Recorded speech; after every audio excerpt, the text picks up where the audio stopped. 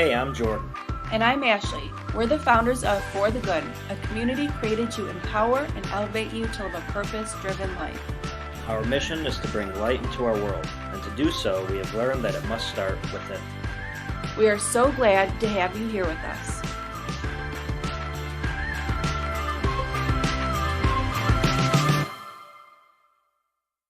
Hi, friends. Today we have a special guest on the podcast, Mahdi Gilbert. Mahdi connected with us here at For the Good to share his story, and right away I knew he was someone we wanted to connect with for a podcast episode.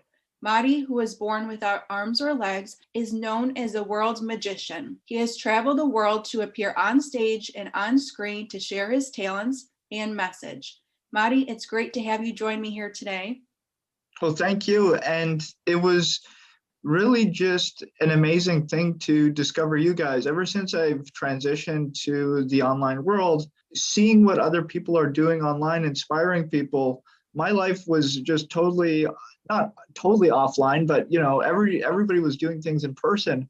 So when I started going online and I'm seeing, where do people find different types of content? And I came across what you guys were doing with your podcast and your writings. And I thought, what an incredible thing to be able to give people, which is real resources and tools from real world experience that other people can digest and they can apply right away to their lives. And, I think about what I do. I mean, I'm an entertainer and I do magic and all that stuff, but it's very much at the heart of what I do, which is trying to give people something that they can use in their own lives right away and not have it just as a theoretical thing, but something that they can apply, something that becomes real and true to them. So thank you for inviting me, and I'm glad that we connected through this online labyrinth. The internet can be an amazing place to be able to connect like-minded people and just to be able to share these stories out into the world, because our mission here at For the Good is to bring light into the world and share these stories and messages of resiliency, strength, highlighting how we are capable of transforming a difficulty or a hardship into purpose to serve others. And learning more about your story, this is exactly what you've dedicated your life to doing. I'd love for you to start from the beginning of your journey. What was life like before you became Mahdi the magician? So I think it's appropriate that I go back to the very beginning, because one of the things people often ask is why I was born the way that I am. I was born without any hands and feet. And the reason I was born this way is when I was in my mother's womb, when she was pregnant with me, I was disconnected from her, not completely disconnected, but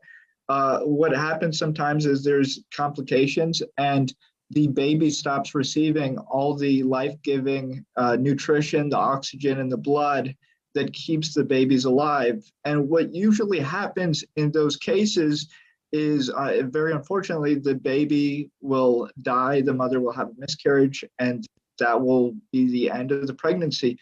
What happened with me is, for whatever reason, I don't know why, but my body kept all the most important stuff and put that towards my survival. So saving all those important stuff for my brain and for my heart, and instead not developing the extremities of my body. Like, is that life cycle, the baby's developing and different body parts are developed. So cutting that short and keeping the important stuff so I survive, being able to then have a successful pregnancy and then being born into the world like that. So that's how I came into this world. And it was very interesting. When I was born, my mother and father separated. And so my mom was alone raising her 4 children. I have 2 sisters and a brother.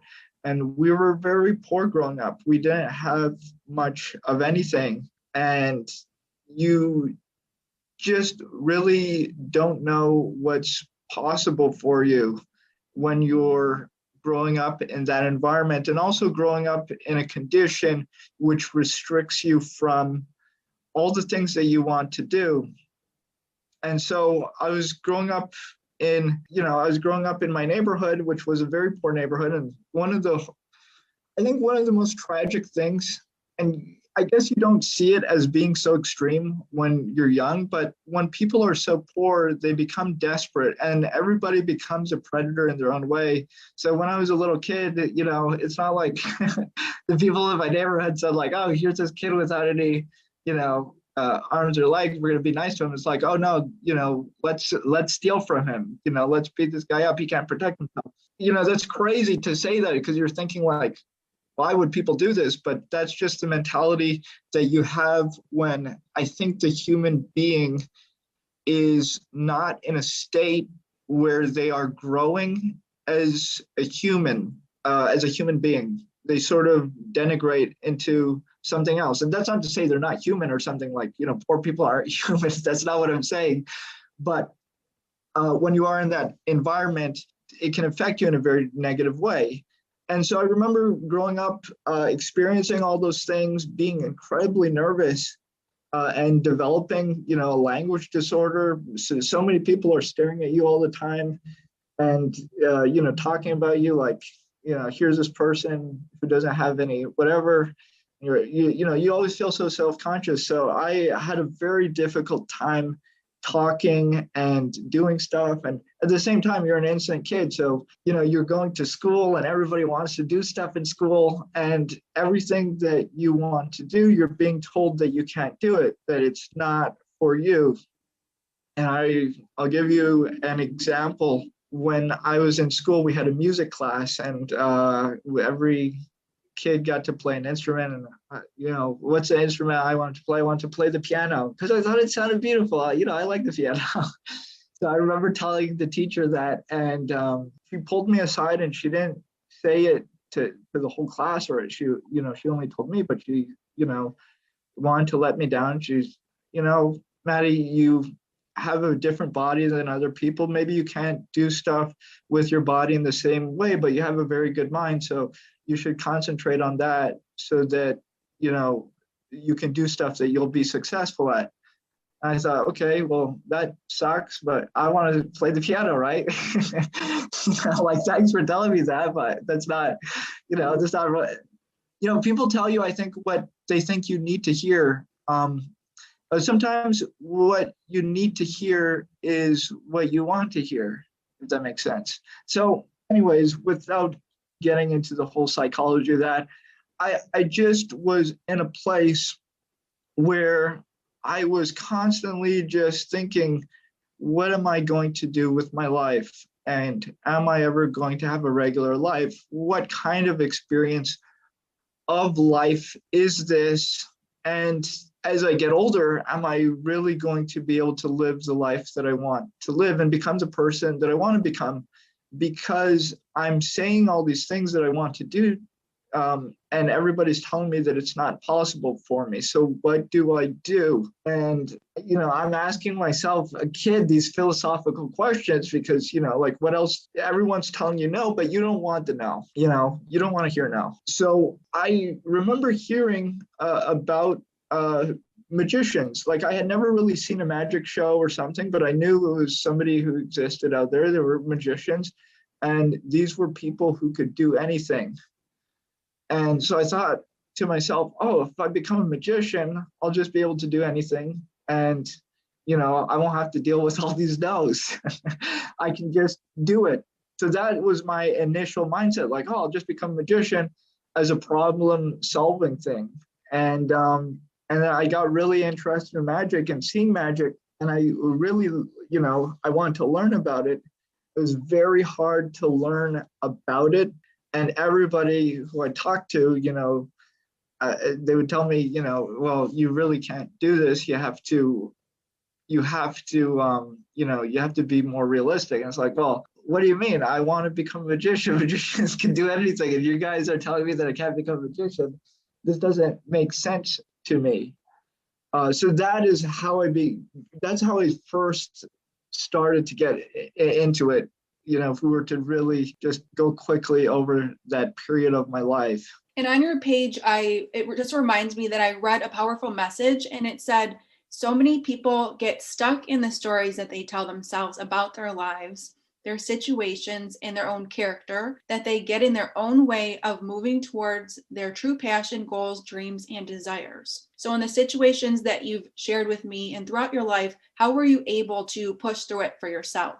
So for me, I took sort of a side route. So at this point, I knew that I wanted to do magic. Like I just knew it, and I did not know how. I remember even going to, every kid when you're in school, at least where I was, you have to go meet with the guidance counselor, and you're like, oh, what do you want to do in life? And you sort of tell them, and then they give you advice on like what courses you should take and stuff. So I remember going to the guidance counselor and, what do you want to do in life? And I tell her, oh, I'm going to be a magician. She's like, wow, that's amazing. Do you do any magic right now? And I'm like, no, no, but I'm going to do it. And it was like a weird conversation because it's like, here's this kid who somehow is so fixed on this thing that he doesn't even, do any of it now. It's like if somebody said, oh, I'm going to become like a basketball player. It's like, well, do you play basketball now? No, I never played, but I'll figure it out. I was really interested in it. I was also discouraged because at the same time, I really thought I can't do this stuff. And then when I was about 13 years old, I saw a video of a man, his name's Darren Brown. He became quite popular in the US now because he has specials on Netflix and stuff like that. But I remember seeing him when he was first popular in the UK, his first TV shows, and he was doing mind reading.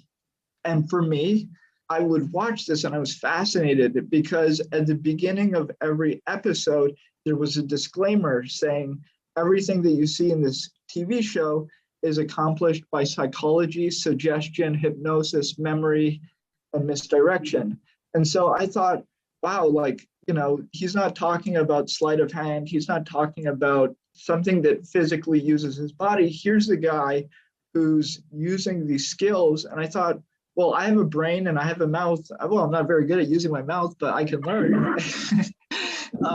So I started just reading all these things that he was suggesting. And it was really interesting because at that point, I think I was having a very hard time in life and in school. Going into the 9th grade as a kid, I was failing every class. And honestly, the teachers literally just gave me like a 51% just to say go on to the next, we don't know what to do with you. Just get out of here. And it wasn't because I was dumb or because I didn't understand the material. It's just when you are at a point in your life where I think you're so demoralized, you don't feel like applying yourself to anything, even though people are telling you this is what you need to do. It's like, oh, why am I going to do this? What's the point?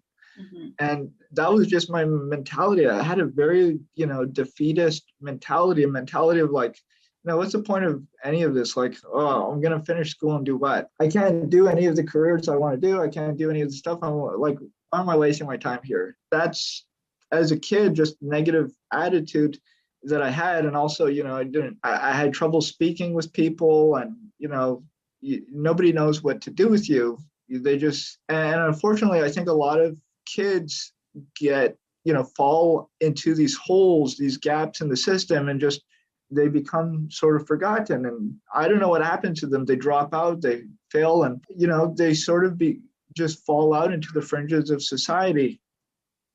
For me, when I started to learn all the stuff about psychology and stuff, it was very interesting. So I was already failing. I was already skipping class. I would skip class to go to the library and read books on memory and psychology. And I would skip my high school and go down to the university and listen to the psychology classes because you don't have a psychology class in high school. So it was funny. I was skipping class, failing, to sneak into the university and listen to psychology. I had no idea what I was doing, but I'm like, wow, if I just absorb all this stuff about memory, I'll be able to read my mind That's, like, that's what a psychologist is, right? It's like a master of the mind. So I'm doing all this stuff, I'm learning about it, and then realizing that, well, I'm learning all these interesting stuff, but I don't really know how to turn it into some sort of magic trick. So then I had to work on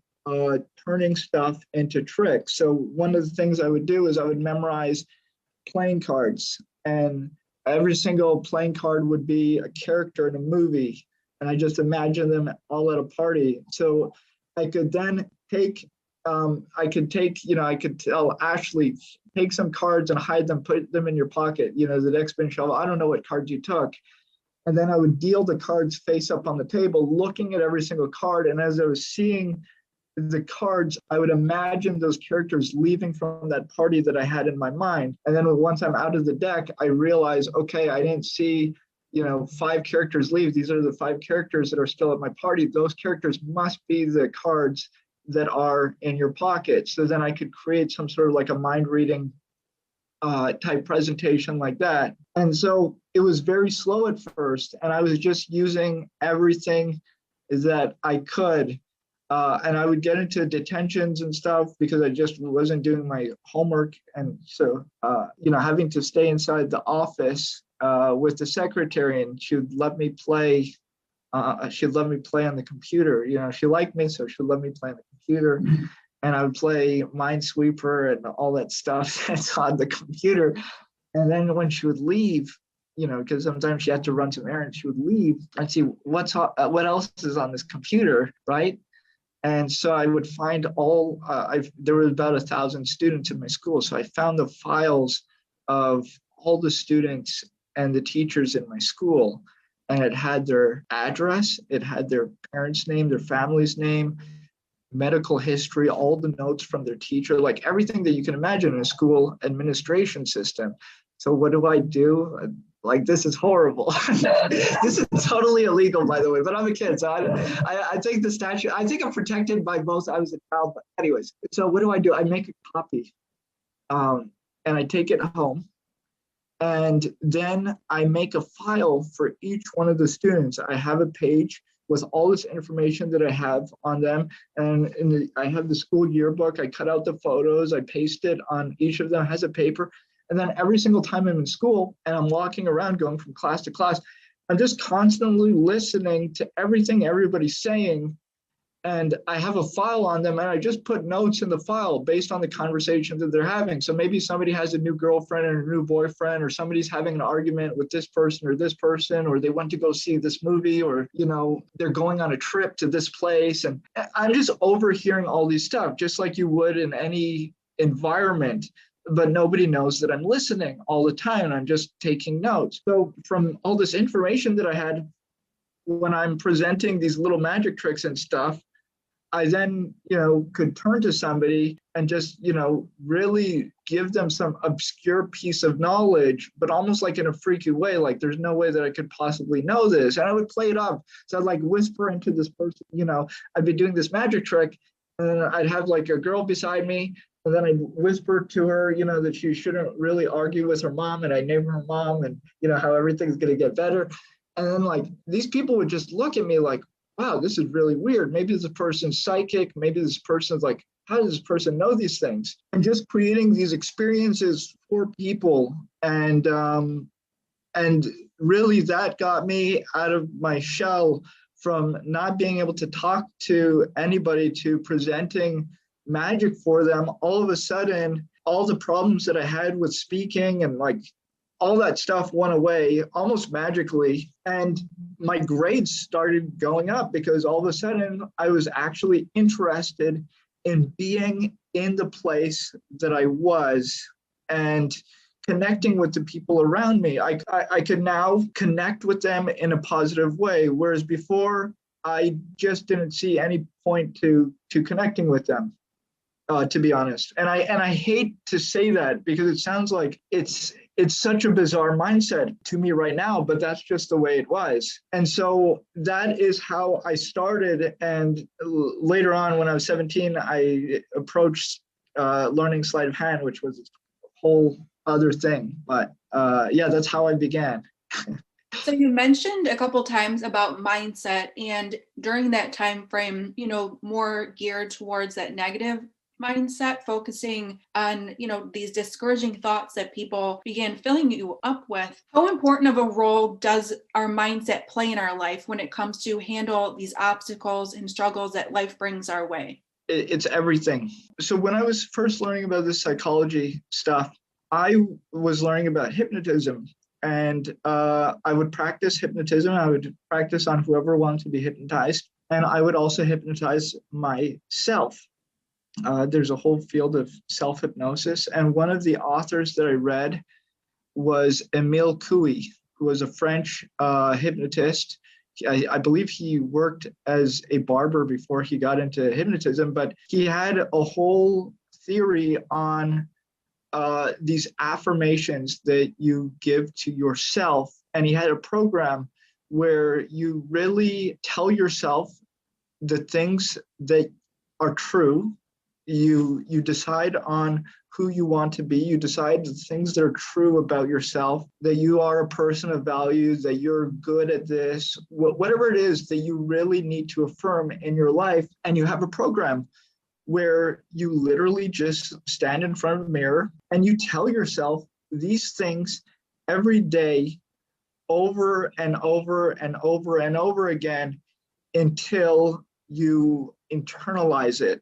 So these are things that you already know, but maybe you have some sort of self-doubt. Everybody has these doubts. They know things, but then oh, I'm really not. They just have these negative emotions that come up. This is like these little almost like a demon that just like tells you these negative things about yourself, just bringing you down.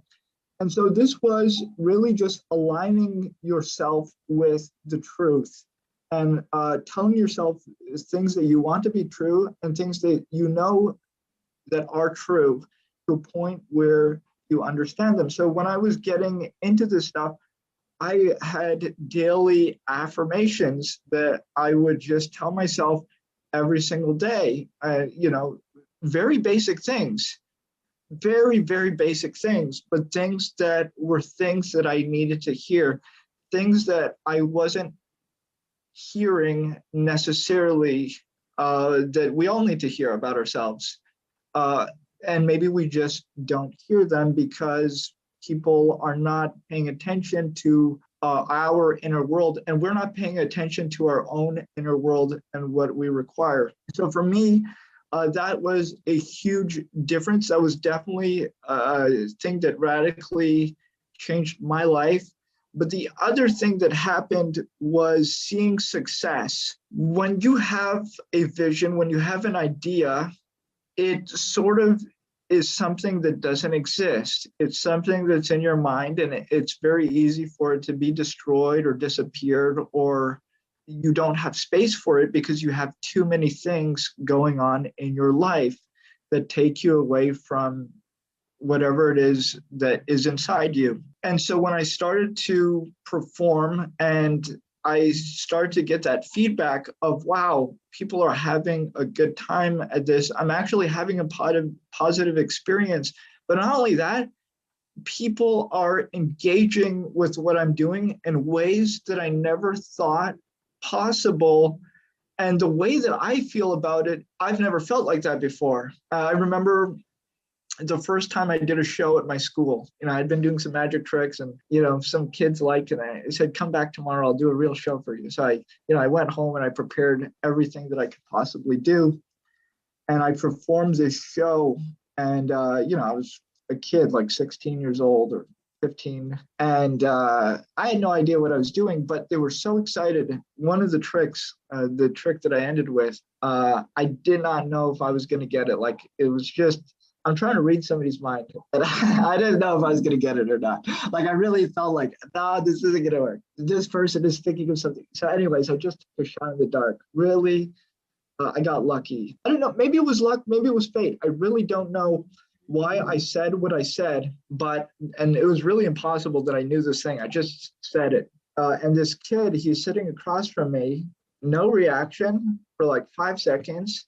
Then all of a sudden he just hits the table, flips the table, and start screaming at me like, F you, there's no way, and just, really freaking out. And, but having a positive experience of it, but that experience of like, there's no way, which is, what people want from magic. They want to feel like they're experiencing something that's absolutely not possible.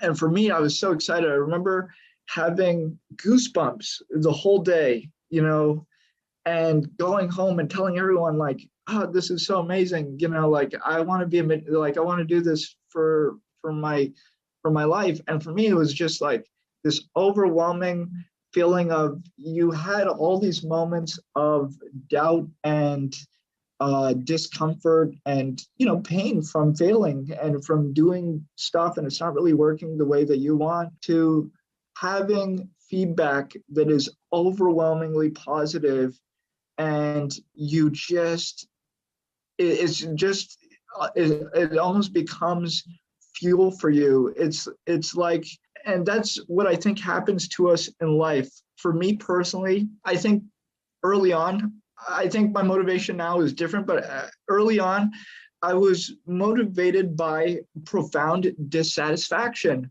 where I was just really unhappy with my situation, with the possibilities that I saw before me, and I wanted to make a change. I needed to make a change, and I didn't know if it's going to work or not work, but I'm going to try this. And you try, you fail, you feel horrible when you fail, and I still feel horrible. I still fail sometimes. I still feel horrible when I fail.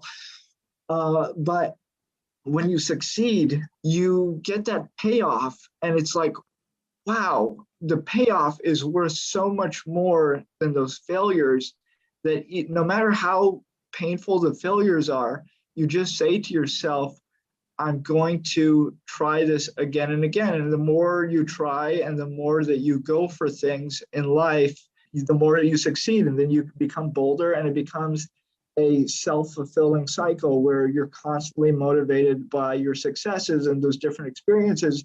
And then it gets to a point where you never stop failing. You always have these mistakes, you always have these failures, but you understand it in a more mature way. Whereas before you might be crippled by it.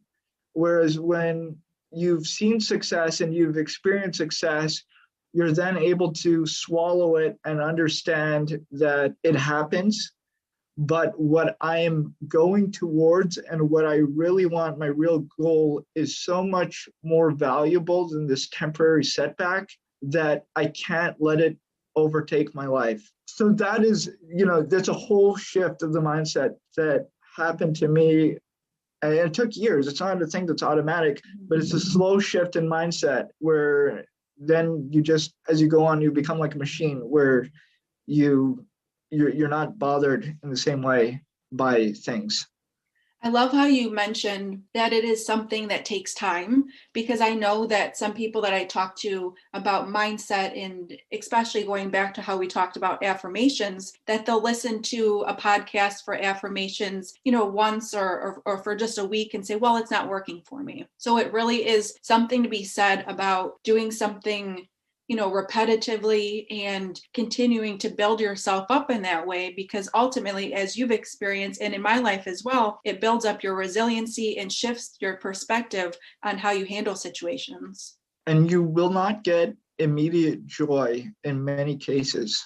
I will tell you the story. So I'm doing all this stuff, I'm seeing success with it in my own way, but I want more at this point, because all my heroes in magic are doing stuff that's real, that are physical. You have David Copperfield on stage and he's doing his beautiful illusions, and you have different guys who I watch and I admire, David Blaine with his cards and with his other stuff. And for me at that point, I'm only doing magic in people's minds. So it's very interesting and I love doing it, but it's in people's minds. And there's something that bothers me about it, in that I want the magic to exist in the real world. I want it to be something that people can see and something that they can feel and touch physically, whether that's through handling of props or, seeing it with their eyes. I don't just want it to be something in their imagination. I wanted the magic to be real.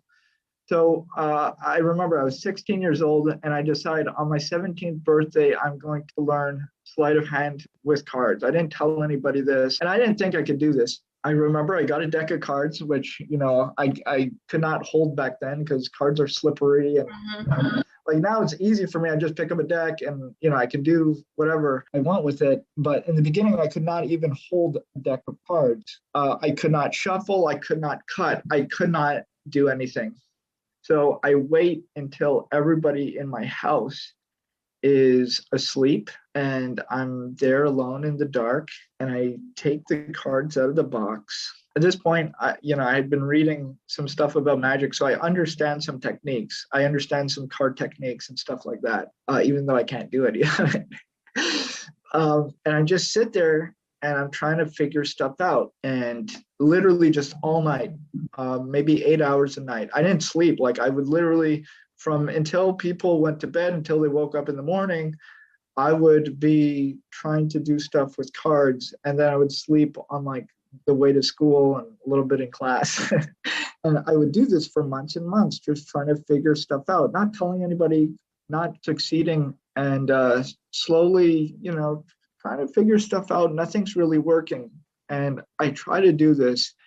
I remember months and months go by, and it's very bizarre. It was a period of intense joy and discovery, but it was also a moment of complete doubt where you're sitting there and you're not sure if this is going to lead anywhere. And so I remember months and months go by and I'm nowhere near where I want to be. I'm thinking, I see these people doing these techniques. I can't do anything. I remember one day I wake up, I'm in my bed, the deck of cards is beside me, and I don't want to move. And I just sit there thinking, what is it about me that wants to do this? No one expects that I should do this. I don't expect that I'll ever be able to do it. What is it about me that's so stuck on this idea that I'm going to do this thing? It's not working out. I don't know how to make it work out. And just this really depressing feeling of, I don't want to do this anymore. It's actually causing me pain inside because here's this thing that I love. I'm trying to do it. I feel like an idiot. Everyone's right. I can't do this. No one needs to know that I'm trying and failing. And, it's a secret. There's many other things that I'm good at in life. Why don't I just leave this behind and say goodbye to this? I can't do it anymore. That's the feeling that I had. And in those moments, you have two choices. You either push through or you give up. And in that moment, I decided to give up. I said to myself, I don't want to feel the way that I'm feeling. This is not a positive experience for me. This is not what I thought it was going to be. I can't keep putting my heart and soul into this thing that is just not going to work out. I didn't say it so eloquently back then, but that's how I felt. I gave up. And I remember there was a great feeling of relief. I put the cards away, didn't think about it. Great feeling of relief. A day goes by. 2 days go by, and I start having this sinking feeling, like this horrible feeling inside, even worse than I felt before, thinking, well, what's happening? And the way I felt, the way that I can describe it is I knew that the person that I was deciding to be in that moment was somebody who was never going to keep pushing when things were important. Anything that I wanted in life, if it was important for me, if I knew that I needed to do this, if I knew that it was anything that I wanted in my life, I knew that when it just became too hard, I would just give up. And that was the person that I decided to be. And what a horrible feeling. What a really horrible, shameful feeling. And I remember feeling this very intensely. Even now talking about it, I could not live with that decision. I just could not live with it. So even though I felt I can't continue this, I felt the alternative is way worse, because what a loser I'm going to be my whole life. Wow, like something is hard, anytime it's important to me, I'm just going to give up. That's the person I am. Just give up because I can't deal with it. So I said, I can't be that person. I'm going to keep trying. And no matter how crazy it seems, and no matter how hard it is, I'm just going to concentrate on the positive that comes out. I can't concentrate on how far I'm going to go, and I can't control the outcome, but I can appreciate the positive things that come from my efforts. And that was a shift in my mindset that I had to make. And that really was what kept me going. And it sounds like, a silly thing, I'm going to concentrate on the positive things that come out. Well, look what has come out of it. Quite incredible things. I grew up as a poor boy from Toronto who never thought he was going to go anywhere or do anything, to finding something that's taken me literally all over the world, places I never thought I was ever going to go, and the people that I've met, and just the experiences that I have, just so incredible. So, when I look at those crossroads, those decision points, and to see where it led me, even though in that moment it seems like a hopeless thing, if you just keep going, something is going to happen. I don't know how, I don't know when, but something's going to happen. And something did happen, and something else happened, and things kept happening. And now that I'm older and I understand that, that is where the idea of persisting for me comes from, because it's not just like this internalized thing of, oh, if you persist, you're going to make it. It's like, no, you have just a clear understanding of the world once you've done it, because you realize this is how it works. Sustained effort does lead somewhere, even if it doesn't seem like it, even though it takes a long time sometimes, it will lead somewhere.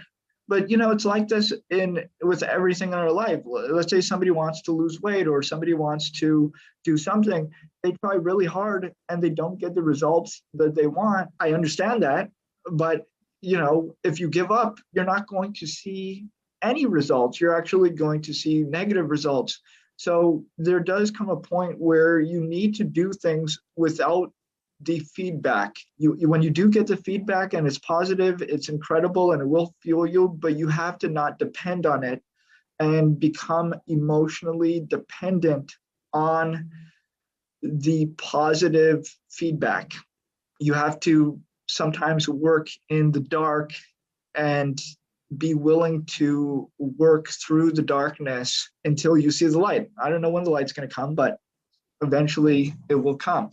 You're definitely right. It makes me think of how our trials, our hardships, our struggles all teach us something deep about ourselves. And often, without that, we wouldn't really learn how strong we are, how resilient we are, and what we are capable of. And that reminds me of your story and how you were able to, conquer and overcome these negative thoughts. You knew that these were thoughts that you were feeling and thinking, but you knew that you didn't want to stay there. It's not that I didn't want to stay there. I could not stay there. Mm-hmm. Because staying there would mean staying in a place that I could not stay. I do believe that we only have one life.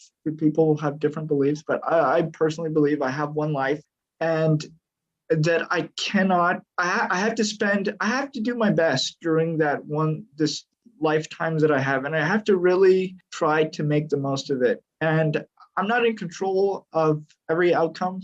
I think everybody has disappointments in their life and things that they wish turned out differently, but I have to try. And it just comes to a point where I also refuse to stay in a place which just does not fit with me. It's just not who I am. It's not, I can't do it. I just can't do it. And what has this journey taught you about yourself? There's an incredible thing that we have, which is our will. And if we can get to a place where we can form a vision for who we want to be in our life and what we want out of life, like really what we want out of life. If we can get a clear vision of that, we can then begin to plan for it. We can then prepare for it, and we can go out into the world and try to achieve it. And that doesn't mean that it's going to be a straight road or a straightforward road. It could be a very bumpy road, and it could be a road that has many setbacks. But once you understand that vision, and that vision is you, it's what you want in your heart and in your soul, it's what you want. Then you have everything you need to go out and to take that journey towards it. And taking that journey towards it is probably much more fulfilling than anything else that you can do in life. And it could take you a very long time to get there. It could be that you never even make it to that destination. But going on that journey is you becoming that person who you see in that vision. So I think it's realistically looking at the outcomes and, being grounded in reality, being grounded in being practical and real and working in a real way so that you can see real success, because we don't want a success that's fantasy. We want real success. We want it to be real. Also, being able to align ourselves in a way where we're able to operate in reality successfully. So it's a combination of understanding those visions, developing those visions, but then also understanding the world and how we fit into the world and how we can operate in the world towards our destination. So transitioning just a little bit, I want to talk about some of your destinations that you've been to. And before we recorded today, I watched some of your videos online of your performances, and you have been all around the world on stages and on screen. Could you share some of your highlights from your journey? I will say I've had incredible experiences. Every single year of my life seems that, could not get any better. And then something happens and it's like, wow, this is better than last year, except for last year, which was unfortunately quite different. But it's also a necessary period in our lives. And I think we all come to understand that. But I would say the first show that I ever did on stage, it was with one of my heroes in magic. And I wasn't supposed to be part of the show. I wasn't working as a professional magician. I was at this person's birthday party. He's a very amazing magician from Spain. And he asked a few of his friends to come up on stage and perform some magic. And he asked me to perform. And I had never performed a show. So I got on the stage in front of, 1,500 people. I'd never been on a stage before. And I performed magic for them. And even though I've done like small shows and stuff like that, it's quite different when you're on a stage. And it was just such an amazing experience for me to do, one of my first show with one of my heroes in magic. And from that, it's just been like a whirlwind. You have incredible just experiences. I'll tell you one of the highlights for me. So I told you at the beginning of this, one of the things I wanted to do was play the piano, and I could never. So one of my friends who's a magician, but he's also a great musician. He's a composer. We were in New York a few years ago, and we were talking about dreams. And I told him about this dream I had. And it was a real dream I had after all these years. It was a real dream. I was sleeping, and I had this dream of playing the piano in a show, and it was with magic combined with the piano, and it was a weird dream. I don't often have dreams like that. It was a weird dream, so I told him about it, and I told him about how I wanted to play the piano. I never could, and he said, "That's really interesting." And we never talked about it for years. And then 3 years ago, he called me. He said, "Do you want to come to China and do this tour?" Because he produces some shows in China. So I said, yeah, it would be great. And so he brings me there. And the first thing he does is he surprises me. Instead of going to, prepare for the show, he brings me to the Shanghai Conservatory, which is like where all the people learn how to play music and stuff. And there's people there, and they teach me how to play the piano. And we practice, like I'm practicing like 16 hours a day because, he's like, you're going to play in the show. And so we get to the show, and I do magic, and he's playing the piano. And after I'm done the magic, I explained that through magic, I've been able to accomplish all of my dreams. All of my dreams I've been able to accomplish through magic. One dream that I haven't been able to is playing the piano. And I tell this story about how I always wanted to play the piano. I get to the end of the story and I explain to them, tonight, we're going to make that dream come true. This is a night about making dreams come true, about really doing the impossible, because that's what magic is, doing the impossible. And I walk over to the piano and he gets up off the piano and I sit down and I play the piano. And we had, I think we had something like 13,000 people in the audience every night. It was in a big stadium where they usually play all the sports and stuff. And it was just an incredible thing. And for me, it was making magic real, making this dream that I had real. So that was incredible for me. And so for me, like, I have many highlights, but that was definitely one that, just out of my mind. That's an incredible story. I really appreciate you sharing that. That goes full circle to the back of what we were talking about in the beginning of this episode about, as you mentioned, that this was a dream of yours. And, unfortunately, there are people in life who fill us with these thoughts that are based on discouragement or trying to make us believe that we aren't capable of doing these things. But then here you are years later making this happen. Yes. And I think for me, it was a weird thing because I talk about dreams and I talk about making dreams come true. But just like everybody else, I have dreams that I've let go and dreams that sort of just disappear because you don't have the energy to pursue everything in your life.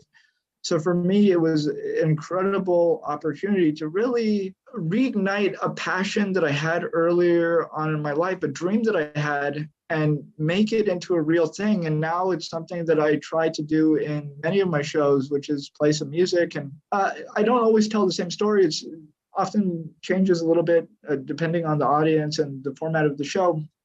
But it's just a really fun thing that I can share with people and, share the story with them. And I want people to get that sensation that what we're talking about is not just abstract. It's not just a fanciful thing. It's not just out there in the ether. These are real things, and we want them to be real. And we want them to be real because we want them to fulfill us. And that's what I want people to go after as well in their own lives, things that actually fulfill them. And I want them to pursue those things successfully. And I see you have a show of your own coming up on March 5th. That'll be virtual. Could you share more about what people can expect with that? Yeah, so like everybody else, I'm doing stuff virtually now. And so this is just a show where everybody, we make the magic happen in their hands. And it's just a really fun thing. I used to do magic over the radio when I was promoting live shows. And for that, it was very interesting because I'd give people instructions and they'd go and follow the instructions. And so this is a combination of people seeing a show and some of the magic happens in their hands. And it's an interesting experience, definitely different for me, but it's something new I'm trying. And people have been enjoying it so far. It's weird. It's a little weird because it's so new for me. And I'm always so worried about the technology. But, it's just fun and it's different for me. A lot of my shows in real life, they have a lot of storytelling and emotion and different stuff. This is very different for me. This is just pure fun. I really don't, this is not a storytelling show. This is just a fun show. Yeah, that's what I'm just doing. And it's, it's pretty fun. So I'm enjoying it. It's neat that you are able to pivot in this way and still, share your message and share your talents with other people. And it will uplift so many people and make them feel good. So this is something that is very much needed during this time. Yes, thank you. I appreciate it. And I appreciate being invited here. Honestly, this has been really fun and just amazing to talk to and share these ideas. This is just, this is what I think we both live for, sharing our passion with people and sharing the truth about making those things real. I think people need the truth. As you said, a lot of people start things, they're not feeling things immediately. Why is that? Maybe somebody told them something that was unrealistic. We want to give people things that are real. I do. I really want things to be concrete. I want people to have real joy in their lives, and I want them to have it in a real way. And that is, I think, what is important, giving them a blueprint to succeed. And as a final thought for today, what's a message or a mantra that you'd like to share with those joining us to reflect on? I would say to them to really discover joy in the process. The process can become something that becomes a nightmare if you have the wrong relationship to the process. And that is something that I think if people can figure out their relationship to that process, whether that process is them having a healthier lifestyle or developing a skill or building their business, whatever it is, there's a process there. And oftentimes we can have a negative relationship to that process, and we can develop a negative relationship to that process. So I think for you to really go as far as you can go, you need to look at it like you look at any other relationship in your life and figure out how to make it into a positive thing, so that when you are partaking in that relationship daily, whether that's working on your business or working on your health or working on whatever, it gives you joy in that moment. It's not just something that you are suffering through and something that you hate to do and that you get bored of and you get tired of. So that is something that I think people should really consider, how to approach that in a way that fulfills them, because you will be spending a lot of time in that process, and you're better off for yourself to figure out how you can get joy out of that. I love that. I think that will really change your daily attitude. As we mentioned earlier, there's something to be said about mindset and our perspective and how we view not only ourselves, but the world around us and, the struggles or the hardship that we face. Because when you look at it in a negative way, it's possible it will hurt and hinder you. So it's important to be able to move past that and not allow that to hold you back. Yes, and you don't want to be held back. You want to keep that momentum. And momentum is incredibly important in everything that you do. So I'm taking notes. I know that you're recording this, but I'm taking notes because what I'm saying stuff that I need to hear for myself, and you're saying stuff that I also need to hear. So I always just take notes of little things because it comes out, and oftentimes we need to hear things over and over and over again to get it. And even then we don't get it.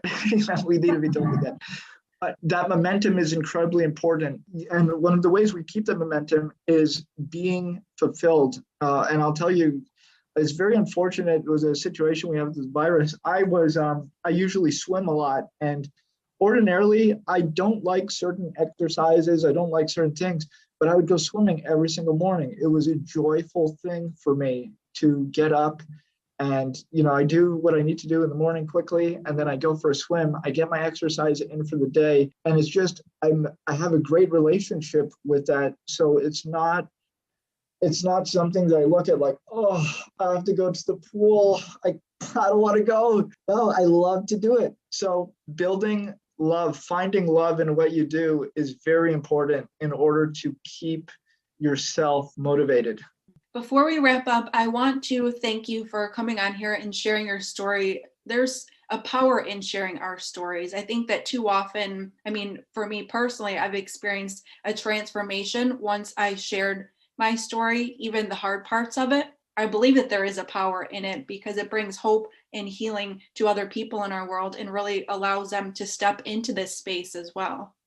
Yes, and that's all we're doing. We're sharing, and people are sharing with us, and we're all just trying to grow into the direction that we need to grow in to live. Really, that's what it is about. It's about living the good life. And we're all here to cheer each other on and uplift one another and support each other. And like I said, that's such a power in coming together, you and I here today in this space to talk about your story specifically, because I know that people who listen to it will be blessed and it'll be a light in their lives and they'll carry these messages and the stories that you've shared here with me today. Thank you. Thank you. I appreciate that. And if anybody wants to, follow up, please leave questions and stuff in the comments, and, how you've been affected by hearing this, and also just questions and comments that you have. And I love to hear about people's journey. I love to hear about how people are interfacing with what they're receiving from what we put out into the world. So I would love to hear everything from everybody.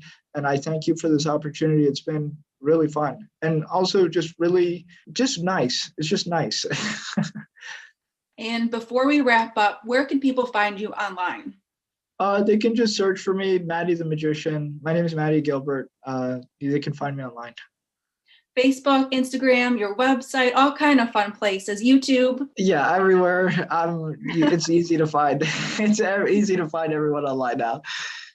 And Mahdi, I want to thank you again for joining me here today to share your story and shine a light on living a limitless life. I know that your words today, as I already mentioned, will be a true inspiration and blessing for all of those who listen.